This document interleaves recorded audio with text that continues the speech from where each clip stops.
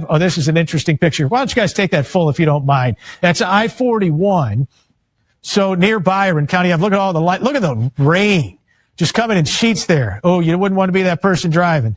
That would not be fun. Clearly strong winds, very strong winds. It's impossible to estimate just by looking at that.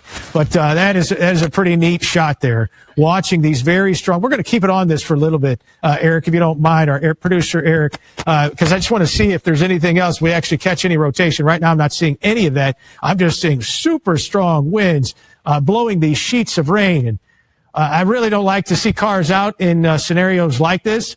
If you can stay off the roads, just wait it out. That's the thing. You just wait it out. There's a big truck. That's always worrisome because, of course, they've got a lot of area that wind can hit. You can see these cars behind that big 18-wheeler going I'm glad they're going slow, but I wouldn't want to be driving in that. That is dangerous. Again, that's a tornado-warned area. Just fascinating to watch those sheets of rain and how dark it is. The sun doesn't set till about 8:10 tonight. And so look at how dark it is as these sheets of rain continue to move in. And you can see these cars along I-41. I haven't seen anybody going the other direction. And this guy looks like he's actually slowing up even more so. But I've only seen one direction here. I have not seen anybody on the other side. That's interesting. I'm not sure if they stopped traffic the other way or if that people are just smart and they're staying off of the highway. That is from Mayville. Keep it on this if we can, producer Eric. Appreciate it. And let's run this as many. Yeah, I mean, it's a nice contrast when you get that lightning behind it. We certainly have a funnel. Can I tell you for sure that's on the ground? No, sadly, because there's all these trees that are in the way.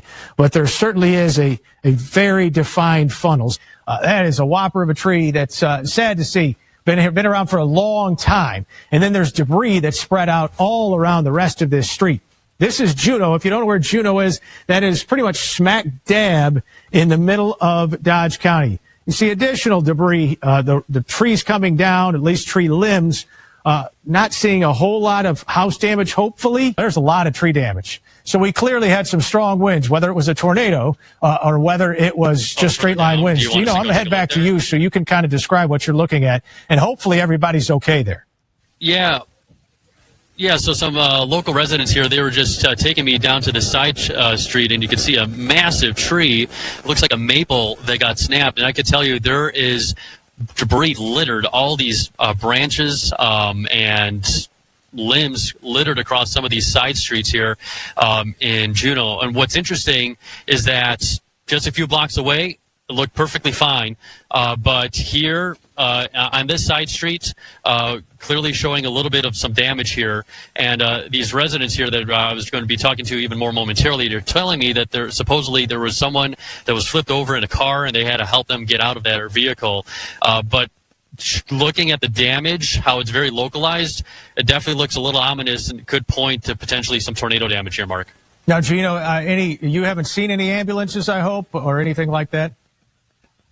I have seen some ambulances, fire trucks, deputies moving out and about on the main drag here. We're going to be kind of looking around, taking a look. But so far, in terms of any specific structure damage, I do not see it here specifically in the downtown area of Juneau. All right. Thanks, Gino. And let us know if you see anything else. We'll come back out to you. I want to widen this out just a little bit here, and you'll be able to see as this was moving in the areas that Gino is. And you'll watch as this, we'll take this down and we'll look at the debris as this was moving through. This was coming through this area here, and then we had the debris signature that rolled right through Mayville. It doesn't look as strong, but then there's another debris signature there to the east of Lomira. There's additional damage. There's pretty strong winds that rolled through Juneau as I'm looking at these pictures. Fair amount of damage there in central Dodge County. Yeah, we do. We've been talking to several neighbors. They were, just enjoying their day, and then all of a sudden these storms came through, and they went and headed into their basement. And hold on, I'm just going to tell AJ, the next street, not this one, the next one, make a right.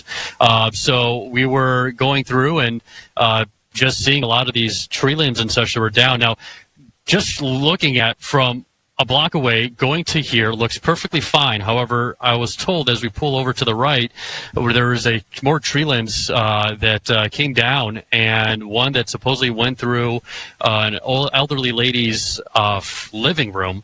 And looks like there is a sheriff's deputy out here looking to assist. But yeah, it definitely seems very interesting how the damage that we've been seeing here in downtown Juneau. Oh yeah, and actually, you want to pause it right here? Stop so I can pause it here. There you go, Mark. There's that tree limb that is in that elderly lady's home. You can see a pretty large limb that has fallen into her house.